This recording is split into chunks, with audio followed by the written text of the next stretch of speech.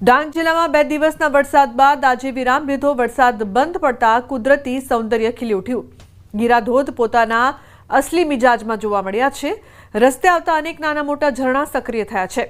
સાપુતારામાં વાતાવરણ ખુશનુમા બન્યું છે, જે પ્રવાસીઓને પોતાની તરફ આકર્ષે છે। વરસાદ બાદ ખીલી ઉઠ્યો છે ગીરાધોધનો નજારો। ડાંગમાં અનેક ઝરણા છે તે સક્રિય થયા છે, તો ખૂબ જ સુંદર નજારો। ડાંગમાં 2 દિવસ બાદ વરસાદનો વિરામ। તો વરસાદ બાદ ગીરાધોધ જોવા માટે મોટી સંખ્યામાં પ્રવાસીઓ પણ અહીં આવતા હોય છે। ઉકાઈ ડેમની સપાટીમાં વધારો નોંધાયો છે। હાલ ઉકાઈ ડેમની સપાટી 342.92 ફૂટ, ઉકાઈ ડેમનું રૂલ લેવલ 345 ફૂટ, ભયજનક સપાટી 345 ફૂટ। ઉકાઈ ડેમ 94% જેટલો ભરાયો છે। ઉકાઈ ડેમમાં પાણીની આવક 12,02,458 ક્યુસેક છે। પાણીની જાવક 12,02,458 ક્યુસેક। ઉકાઈ ડેમના 9 દરવાજા 6 ફૂટ ખોલાયા। ઉકાઈ ડેમમાંથી પાણી છોડાતા તાપી નદી બે કાંઠે, તાપી નદીના કાંઠે આવેલ 27 જેટલા ગામોને એલર્ટ કરવામાં આવ્યા છે। તો બનાસકાંઠાનું બાલુત્રી ગામ હજુ પણ પાણીમાં ગરકાવ છે। છેલ્લા 21 દિવસથી આ ગામમાં પાણી ઓસર્યું નથી।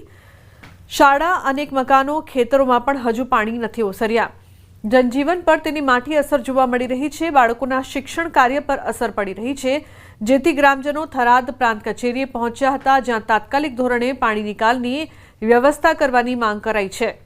ઉલ્લેખનીય છે કે વરસાદના કારણે વાવ, સુઈગામ, થરાદ પંથકમાં પૂર જેવી સ્થિતિનું નિર્માણ પણ થયું હતું।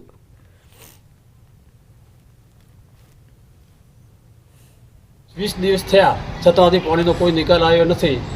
અમારે 18 તારીખે પણ અમે આવીને આવેદનપત્ર આપ્યું હતું અને એસડીએમ સાહેબ પણ આવ્યા હતા ને 48 કલાકનો અમને ટાઈમ આપ્યો હતો, પણ હજી કોઈ નિકાલ થયો નથી। અમારી શાળા બંધ છે, અમારા દવાખાના બંધ છે, હેડવાનો કોઈ માર્ગ નથી, રોગચાળો ફાટી નીકળ્યો છે, એટલે અમે ખૂબ તકલીફમાં છો। હવે અમે કોઈ કે ભૂખ હડતાળ ઉપર બેસવા આવ્યા હતા। કોઈ આરો નથી, પશુનો આરો નથી, મોણોનો આરો નથી, તો મોણાને ખાવા પીવાનું નથી। અમુક જગ્યાએ તો સાહેબ મરે છે તો ઢોરાને શું નાખે, કાંઈ બળી ગયું, બધું પાણી પડ્યું છે, ચોથી લાવીને મોણો કરીએ।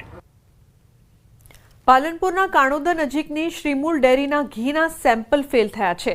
અલગ અલગ 3 સેમ્પલ સબ સ્ટાન્ડર્ડ આવતા 30 લાખનો દંડ ફટકારવામાં આવ્યો છે। ફૂડ વિભાગે ગયા વર્ષે સેમ્પલ લીધા હતા, સેમ્પલ ચકાસણીમાં ફેલ થતા અધિક કલેક્ટરે ફટકાર્યો છે દંડ। અલગ અલગ 3 સેમ્પલોનો 10-10 લાખ મળીને 30 લાખનો દંડ ફટકારવામાં આવ્યો છે।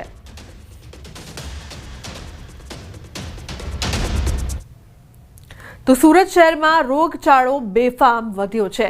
શહેરમાં મચ્છરજન્ય રોગોમાં વધારો નોંધાયો છે। ડેન્ગ્યુના કારણે વધુ 2 વ્યક્તિઓના મોત। ગોડાદરાની મહિલા પુષ્પા પાંડે મોતને ભેટી છે। મહિલા ડેન્ગ્યુના કારણે બીમાર હતી। વેદ રોડના પવન ભારતીનું પણ ડેન્ગ્યુમાં મોત નીપજ્યું છે। તો મહિલા પુષ્પા પાંડે છેલ્લા 10 દિવસથી તાવમાં સપડાઈ હતી। રિપોર્ટ ડેન્ગ્યુનો આવતા સારવાર ચાલી રહી હતી, જે દરમિયાન સ્મીમેર હોસ્પિટલના બિછાને મોતને ભેટી। ઉપરાંત 14 વર્ષીય પવન પાંડે છેલ્લા 2 દિવસથી તાવમાં સપડાયો હતો, જેની ખાનગી હોસ્પિટલમાં સારવાર ચાલી રહી હતી, જ્યાં એકાએક બેભાન થયા બાદ ઢળી પડતા મોતને ભેટ્યો, જ્યાં પોલીસે આગળની કાર્યવાહી હાથ ધરી હતી।